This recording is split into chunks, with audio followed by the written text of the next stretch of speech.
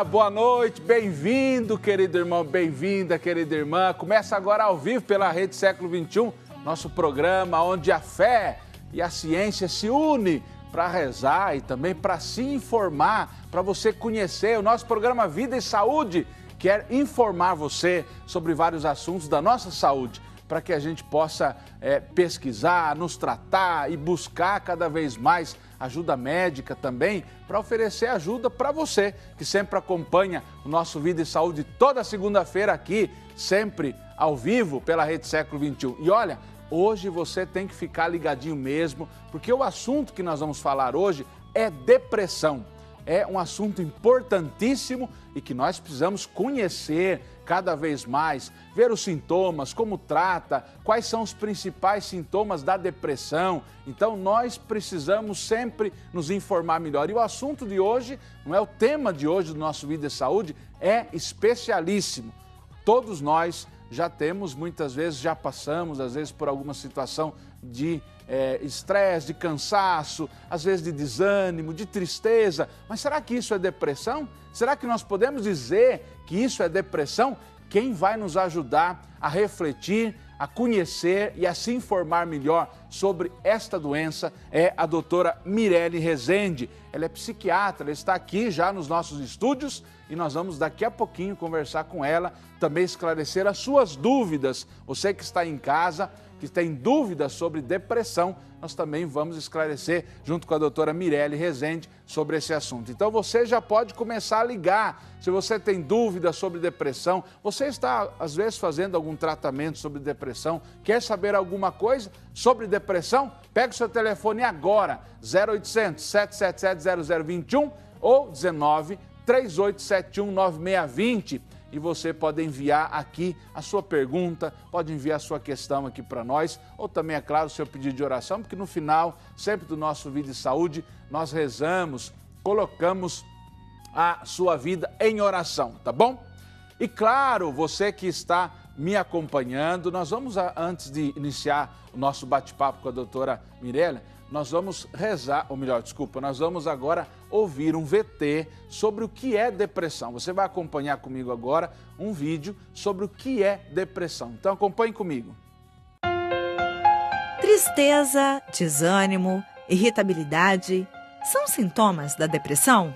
A depressão você tem perda de interesse, perda de prazer pelas questões da vida, do cotidiano, né? Você não sente a alegria de estar perto das pessoas, você não sente energia para trabalhar, né? Então é a perda de prazer.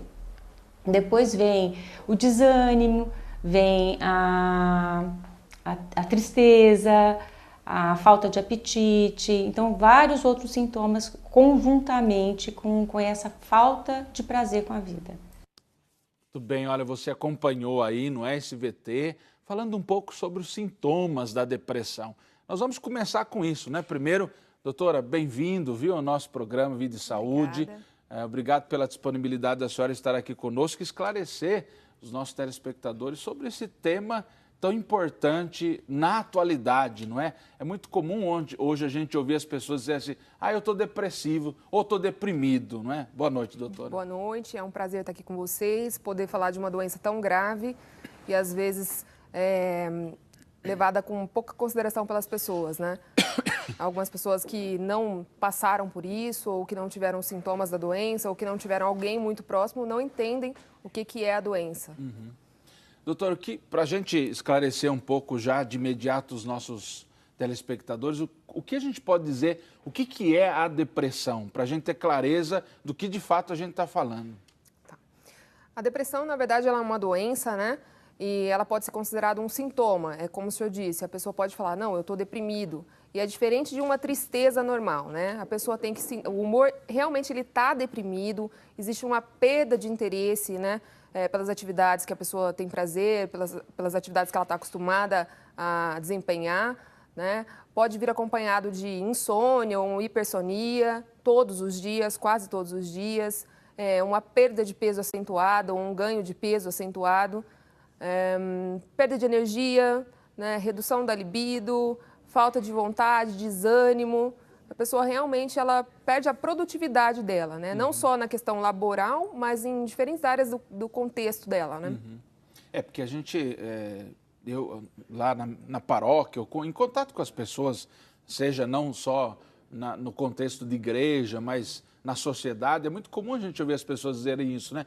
Eu estou muito triste, eu estou desanimada, né? Não tenho vontade de nada, eu acho que eu estou com depressão.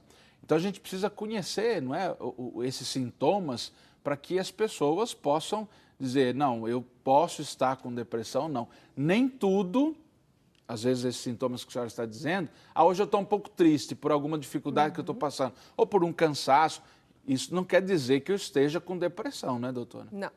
É como o senhor está falando, né? É diferente a pessoa sentir uma coisa momentânea, estar triste, né, dos sintomas da depressão. Os sintomas da depressão, ele costuma durar pelo menos 2 semanas, quase todos os dias. A pessoa se sente esgotada fisicamente, ela começa a se isolar, ela não tem mais prazer nas atividades diárias, ela muitas vezes tem dificuldade para fazer coisas que antes eram muito simples, como o fato de sair para trabalhar. Às vezes o cansaço, as questões físicas se tornam muito presentes e aquilo parece que existe uma outra doença, né? Uma doença física mesmo. Então nós temos que levar em consideração isso também, que não é só a questão da tristeza, da perda de interesse, mas o que isso pode ocasionar na vida da pessoa a curto, a médio e longo prazo, né? Então não é só os sintomas da depressão, ele não seria só então a nível de sentimento, não é? Ou a nível psicológico, assim podemos dizer, mas ele se expressa no meu físico também. Também. Na parte física minha. Também. Né? Então eu estou triste, desanimado, não tenho vontade de fazer alguma coisa, eu fico me sentindo, choro com facilidade, por exemplo, né? Quer dizer, não é só o meu emocional, mas é o meu físico. Então, eu não tenho vontade de levantar da cama, não consigo fazer nada, tudo para mim é um esforço. Eu posso dizer, doutora, se eu estiver errado, a senhora me corrige, posso dizer que a depressão, não é como alguém usava agora há pouco essa expressão comigo, se aquilo que eu estou sentindo me causa sofrimento, eu posso dizer que é um estado depressivo? Sim. Posso dizer isso. O sofrimento é a característica principal, né? A pessoa ela começa a sentir desconforto e aquilo gera um sofrimento significativo a ponto dela não conseguir levar de forma simples uma coisa que às vezes para o outro é mais simples, né? E aí que entram as dificuldades, porque algumas pessoas acham que pode ser frescura, né, que pode ser preguiça de trabalhar, né, que pode ser má vontade, e na verdade não é. A pessoa ela tem a boa intenção de melhorar, mas não é o simples fato dela querer melhorar que ela vai conseguir fazer isso sozinha. A depressão é uma doença física ou emocional, doutora?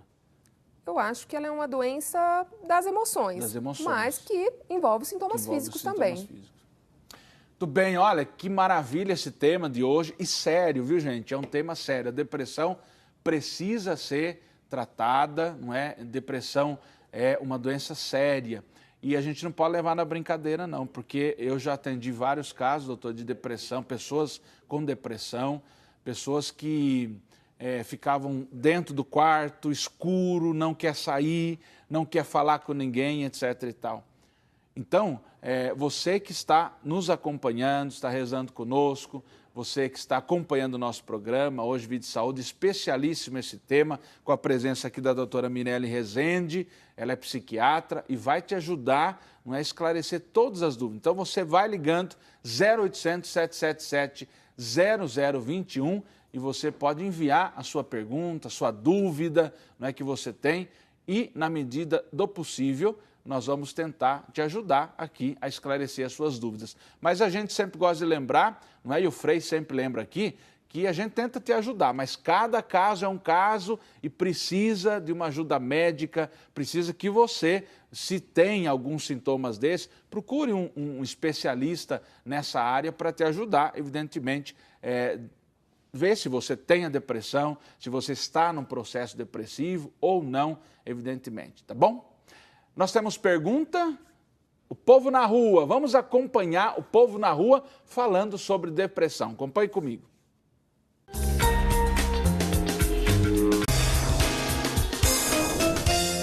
Meu nome é Orminda e eu gostaria de saber se todas as pessoas se tá sujeita a ter depressão.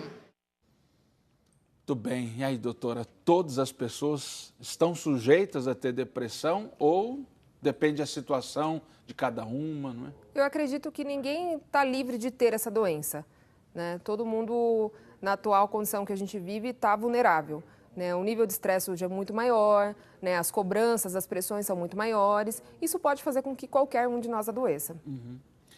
Mas isso pode variar de pessoa para pessoa. Por exemplo, às vezes a gente vive uma situação de estresse muito grande, estafa muito grande no nosso dia a dia, a correria, a gente vive hoje, o nosso dia a dia parece que às 24 horas não dá para a gente fazer tudo que a gente precisa fazer. A gente vive uma época de muitos afazeres, a gente vive um ativismo muito grande, em todos os sentidos, em todos os lugares. Aqui nós estamos na Associação de Serviços, dentro e fora da igreja a gente vive esse ativismo, não é? Depende muito, a pessoa pode lidar diferente com isso.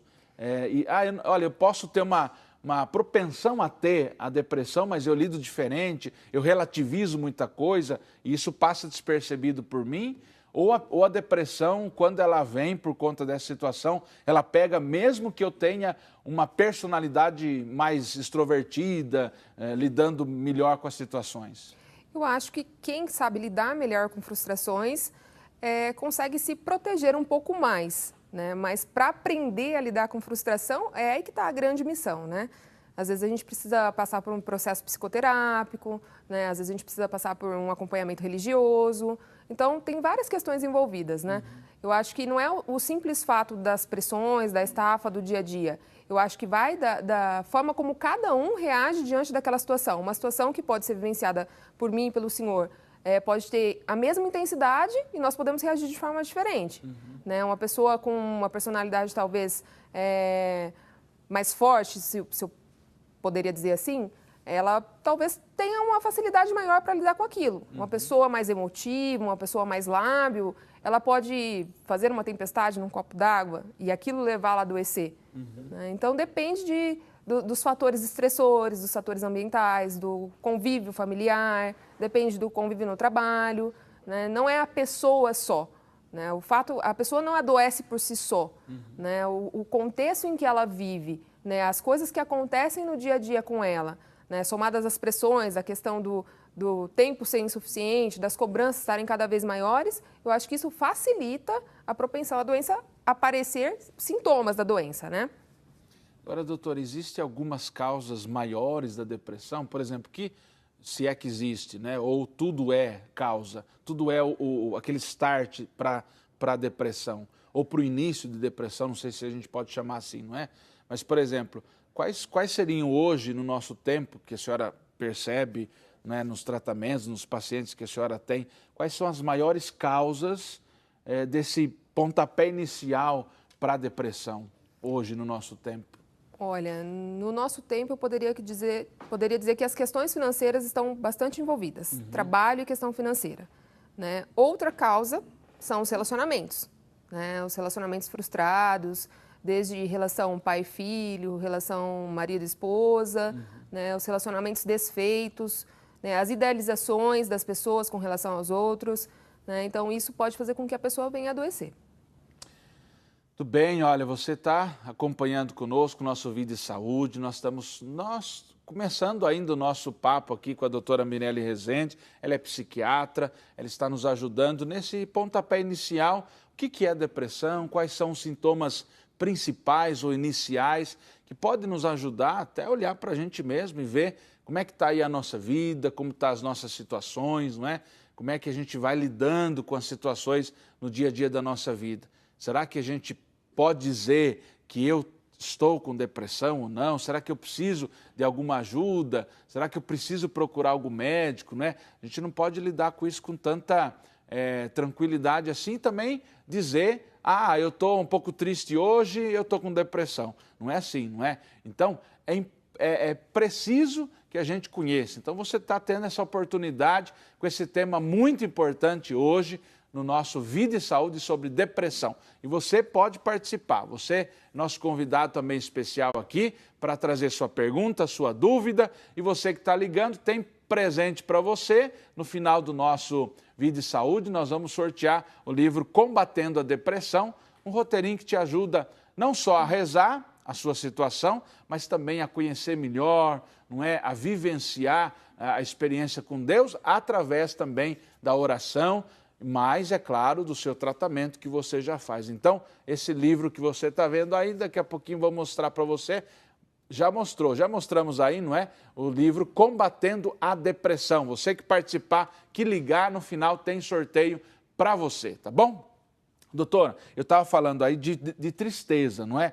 Como a gente pode diferenciar uma tristeza momentânea com a tristeza ligada à depressão? Eu acho que a tristeza momentânea, ela é transitória, né? E a tristeza, o humor deprimido da doença, ele é algo que traz um sofrimento significativo para a vida da pessoa. Uhum. Por exemplo, se alguém perde um ente querido, eu fico triste por aquilo, vou sofrendo aquilo, mas se essa situação se perdura, aí eu não superei a morte de alguém, por exemplo, eu vou vivendo essa tristeza, isso pode gerar uma depressão? Com certeza. Esse estado de uma tristeza que... O luto. Aí, o luto, né? Aí tem um problema também por trás disso, né? Quer dizer, a pessoa não consegue vivenciar o luto, superar aquele luto, para que, como eu sempre costumo dizer, o luto dê lugar à saudade da pessoa que fez parte da nossa vida, né? Quanto tempo, por exemplo, eu posso falar assim que essa tristeza é uma tristeza momentânea? Existe isso? Eu falar assim, se passou de uma semana e ainda continuo triste, tem alguma coisa errada.